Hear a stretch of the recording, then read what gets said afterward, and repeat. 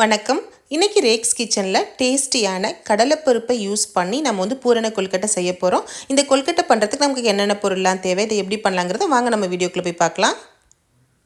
இப்போ நம்ம இந்த கொழுக்கட்டை பண்ணுறதுக்கு 1 கப் கடலைப்பருப்பை வேக வச்சு எடுத்துக்கலாம். நான் இன்றைக்கி குக்கரில் வேக வைக்காமல் ஓப்பன் குக்கில் தான் வேக வச்சு எடுத்திருக்கேன். நம்ம குக்கரில் வேக வைக்கிறப்ப சம்டைம்ஸ் குழஞ்சி போகிறதுக்கு வாய்ப்பு இருக்குது. அதனால் இந்த மாதிரி நம்ம ஓப்பன் குக்கில் வேக வைக்கிறப்ப கரெக்டான பக்குவத்தில் நம்ம வேக வச்சு எடுத்துக்கலாம். இதை கரெக்டான பக்குவத்தில் நம்ம வேக வச்சு எடுத்த பிறகு ஒரு மிக்ஸி ஜாரில் சேர்த்துட்டு ஒரு 2 தடவை மட்டும் பல்ஸ் மோடில் போட்டு எடுத்துக்கோங்க. அப்போ நல்லா கொஞ்சம் குறப்பாகவும் அதே சமயம் நல்லா நம்ம சாப்பிட்றதுக்கும் ரொம்ப நல்லாயிருக்கும். இப்போ நம்ம பொடிச்சு எடுத்தாச்சு. எடுத்தது கூட நான் இன்றைக்கி அரை கப்புக்கும் கொஞ்சம் கூட வெல்லத்தை சேர்த்துக்கிறேன்.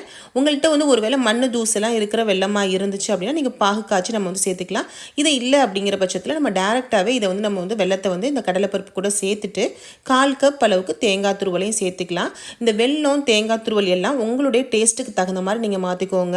ஒருவேளை நீங்கள் அதிகமாக ஸ்வீட் சாப்பிட்றீங்க அப்படின்னா நான் இன்றைக்கி அரை கப்பு கொஞ்சம் கூட வெல்லம் போட்டிருக்கேன். நீங்கள் 3/4 கப்பு கூட நீங்கள் வெல்லம் சேர்த்துக்கலாம். இப்போ எல்லா பொருளையும் நம்ம ஒன்றா சேர்த்து பூரணத்தை ரெடி பண்ணியாச்சு.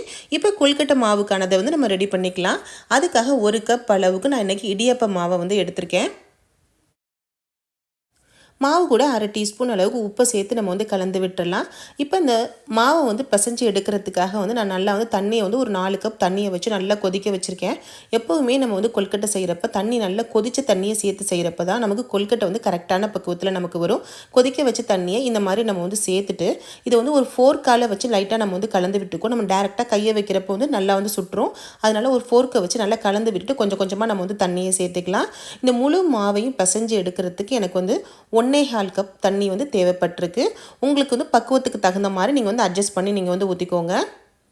இப்போ எல்லா மாவையும் நம்ம தண்ணியை கொஞ்சம் கொஞ்சமாக சேர்த்து நம்ம கலந்து விட்டுறலாம். ஒரே தடியாக நம்ம தண்ணியை சேர்த்துறாமல் இந்த மாதிரி கொஞ்சம் கொஞ்சமாக நம்ம சேர்த்து பிசைகிறப்ப நமக்கு கரெக்டான பக்குவத்தில் நமக்கு வரும்.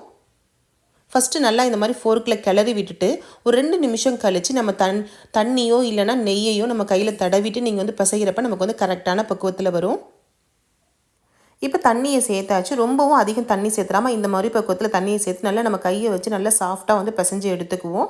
இந்த மாதிரி ஒரு ஜிப்லாக் கவரோ இல்லை ஒரு பிளாஸ்டிக் பேப்பரோ இல்லை வாழை இலையோ இருந்துச்சு அப்படின்னா அதில் கொஞ்சமாக நெய் தடவிட்டு சின்ன சின்ன நம்ம பிசைஞ்சு வச்சுருக்க மாவை சின்ன சின்ன பாலாக நம்ம உருட்டி வச்சுட்டு இதில் தட்டி நம்ம கொழுக்கட்டையை நம்ம ரெடி பண்ணிக்கலாம்.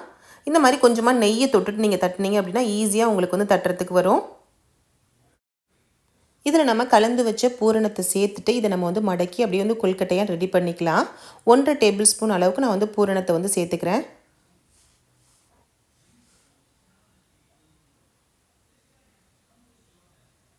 பூரணத்தை சேர்த்த பிறகு ஓரங்கள் எல்லாம் பிரிஞ்சு வராமல் நல்லா 2 பக்கமுமே நல்லா நம்ம நல்லா ஒட்டி விட்டுறலாம். உங்களுக்கு ஒரு வேளை லைட்டாக மடித்து விட்டு நம்ம டிசைன் பண்ணணும் அப்படின்னா அந்த ஓரங்களை லைட்டாக நம்ம இந்த ஓரத்தில் இருந்து நம்ம மடிச்சுட்டு வந்தோம் அப்படின்னா பார்க்குறதுக்கு நமக்கு நல்லாயிருக்கும். இல்லை இப்படியே கூட நம்ம வேக வச்சு எடுத்துக்கலாம்.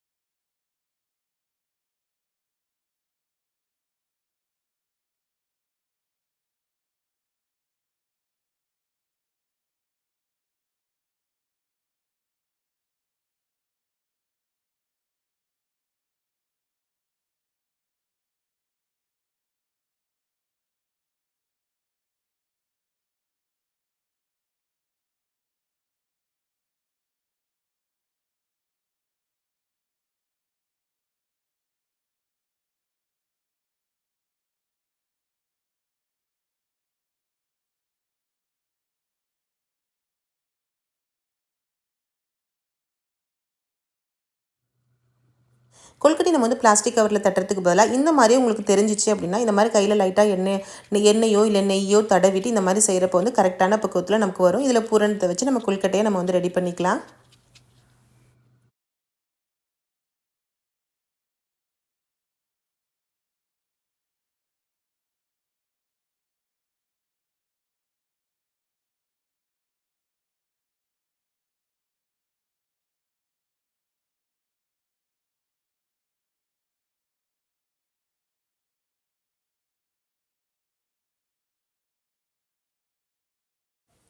இப்போ எல்லா கொழுக்கட்டையும் நம்ம வந்து ரெடி பண்ணியாச்சு.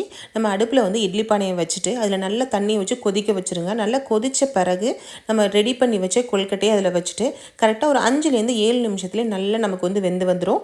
நம்ம வெந்த பிறகு எடுத்து பிளேட்டுக்கு வந்து மாற்றிடலாம். இப்போ நல்லா வேகட்டும். இப்போ 7 நிமிஷம் ஆயிடுச்சு. மூடியை நம்ம வந்து ஓப்பன் பண்ணி பார்க்கலாம்.